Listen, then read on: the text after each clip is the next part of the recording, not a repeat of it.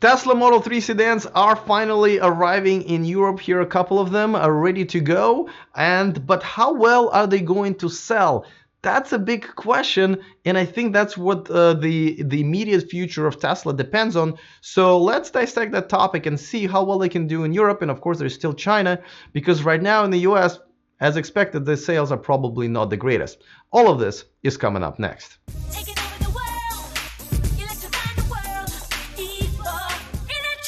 Welcome to E4Electric, your number one source of unbiased electric car news. If this is your first time here, go ahead and click on the subscribe button, and let me give a quick shout to one of my new Patreons, Anton Kowalski. Thank you so much for supporting my independent show, just like the rest of you at patreon.com/E4Electric. A lot of you watch me live. That's the only way. I only stream live on Patreon. So thank you so much for supporting me. Thank you to Anton. And if you want to join me there, just like I said, there's a link. It's also in the description of this video. Okay, let's talk about Tesla Model 3. This is actually a picture. I love this picture, by the way. Really, really beautiful, beautiful, clean cars. This is one of the first ones arriving in Europe. This is from Tesla's Twitter feed, I believe. Now, I know there are other pictures that people took, but I just really love these ones. Doesn't matter. We've seen these cars before. They're arriving in Europe, and the question is, you know, how well are they going to sell? Because Q1, now we know Tesla's already, you know, Elon said that in Q4 we might not see as much of profits as they had in Q3. Now Q1 is going to be much more difficult, because I think everybody who bought a Model 3 in the US and Canada wanted to buy one. They did, because of the incentive running out, because of the big, really big push. And January is going to be a tough month for Model 3 sales in the US and Canada. The only advantage they kind of have here is because they have a mid-range, which is not available in Europe. In Europe, they're only going to be selling high-end models, as they have done in the US and North America. They're also expanding to China, so obviously the same strategy there. But it is a little concerning on how long they can go, right? And can they last to the point when they can start making some profit on their $35,000 version? So right now it looks like they have 14,000 orders in place in Europe. They're going to be delivering about 3,000, I believe, per week there. So that's 12,000 a month. So it looks like within within 6 weeks, maybe 2 months, they will need new orders, or at least they will need to start gathering them now. Now, they also have opened the reservations. They're allowing people to make orders that are not on the reservation list. That is a little disturbing, because it looks like they may not have enough demand. On the other hand, as you remember, the vast majority of Model 3s that were bought in the United States were not bought by the people who were in the reservation list, which is kind of shocking. But it kind of tells you that people who are on the reservation list, they essentially are waiting for $35,000 version, including myself. I'm still considering it. If it is really a $35,000 version, and maybe there's some of the tax incentive left, that really is going to be a good buy. I wonder the case is even worse for Tesla in Europe. You know, can they maintain? I mean, I have no doubts that once they start selling them in February and March, the numbers are going to be great. I don't think it will be enough to still offset they're not selling Model 3s right now anywhere really, at least in the significant numbers, and that's an assumption. I don't think, February, March, no matter how well they do in Europe and China, are going to make up for it, and they will have a relatively gloom, Q1 report. Hopefully not, but I'm just saying the reality of it. So, and by the way, before I go any further, let me just pay my bills real quick here and let you guys know that this video and this channel is sponsored by Evanex, the aftermarket accessories for Tesla.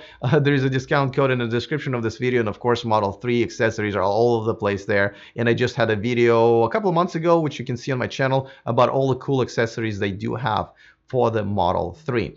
All right, so, yeah, I think it's a race. I think it's a race to the $35,000 version that would be even a little bit profitable, right? Even if the profit margin is like 3 to 5%, as soon as they hit that, I'm assuming they're just going to start rolling them out because they need to, right? They even a little bit of profit is profit. They also want to tell everybody, hey, we did it, right? And all of these people who are in a reservation list right now the whole new craze is going to be out there again, because this dream car that really it's Elon's dream of $35,000 affordable electric car is going to be hitting the market, and I will be one of the first people to get excited about it. But right now, Europe doesn't seem as promising just because of the numbers. And don't forget, Europe is in a different position. For example, the long range cars that are selling there, it's not as big of a deal because European countries are much smaller than even a lot of our United States and provinces in Canada. And so you just don't drive as much. Public transportation is much, much, much better there, even between countries. So people don't really need a long range. They don't take their cars on long trips as much. And listen, correct me if I'm wrong. If you're living in Europe, put it in in the description in the comment section. Let me know how much you drive on average every day, and when you need to take a long trip, do you take a quick flight, a train ride, or you actually use your car to go between long distances? We're talking about 200-300 miles or more. 500 kilometers or more, okay? So trying to speak your language here. I know a lot of you saying, well, Alex, you got to say kilometers once in a while as well. So there you go.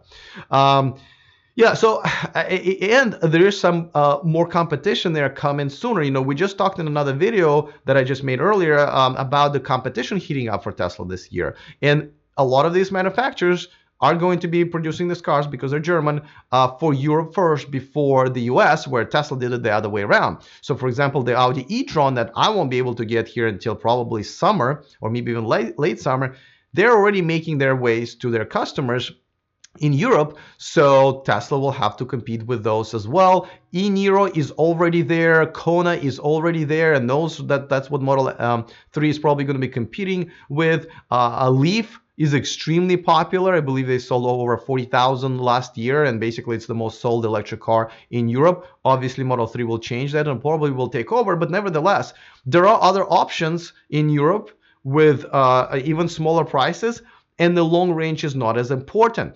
So I wonder if the demand there is going to be different, and therefore Tesla will have to come up with more creative ways how to sell these, maybe introduce the mid-range there a little bit sooner rather than later, and of course really try to come up with a $35,000 version, because it's all about making sure that they're selling everything they're making and making profit on it, so they are overall profitable. Now the cuts in their workforce will obviously help. Cuts to the referral program will help. Raising the supercharger prices will also help. So it looks like they're gearing up to be like almost a real business. Yeah, I know. But Model 3 sales are concerning when it comes to Europe. Let me know if you're one of the reservation holders or somebody who already ordered Tesla Model 3 in Europe. Let me know why you're buying it, or let me know why you're not buying it, and what is it that you're waiting for. Maybe already bought something different. Let me know if you share my concern. I'm definitely interested to know. I am certainly rooting for them because we still need them to get this revolution going. I just see some trouble ahead in the next few months, and I hope they overcome it. All right, guys, looking forward to your comments. Other than that, see you next time, and remember to stay charged.